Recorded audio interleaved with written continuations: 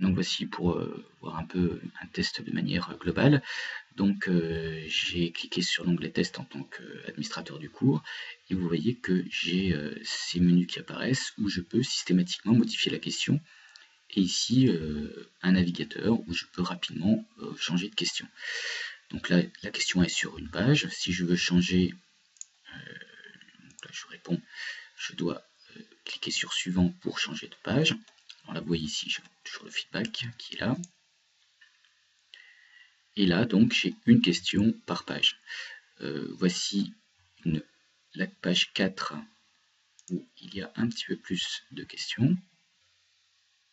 Donc là, j'ai une présentation qui est une figure, elle n'est associée à aucune question, et une question qui est sur la même page, qui permet donc de poser une question sur la figure. Je pourrais mettre une vidéo, je pourrais mettre un média. En fait, ici, on met exactement ce que l'on veut, ce qui est très pratique pour pouvoir avoir quelque chose de plus interactif.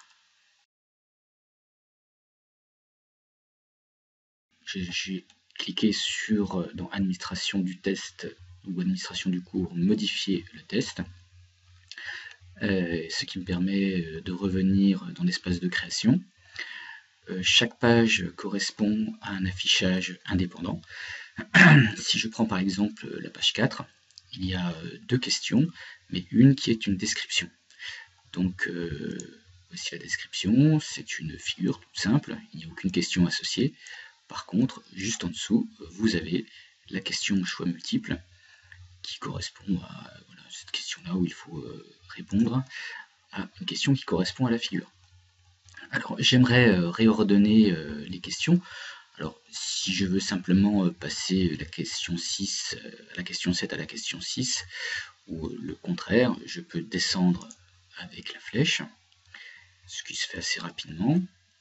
Et donc je pourrais ordonner mes questions, mais par contre je pourrais pourquoi pas décider de mettre la question 8 dans la page 1, ce qui est cette fois-ci beaucoup plus fastidieux à faire en cliquant successivement sur la flèche montée.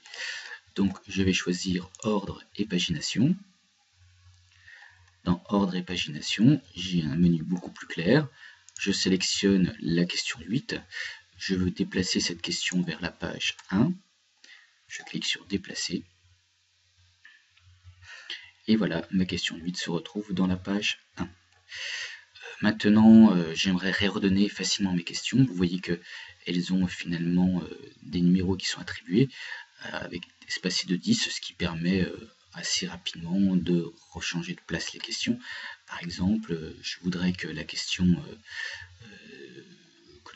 ici, 7, la question 8 se mette à la place de ma description.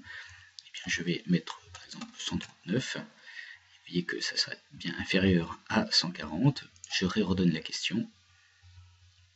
Et voilà, je me retrouve cette fois-ci avec la question 7 à la place de la question 8. Voilà comment gérer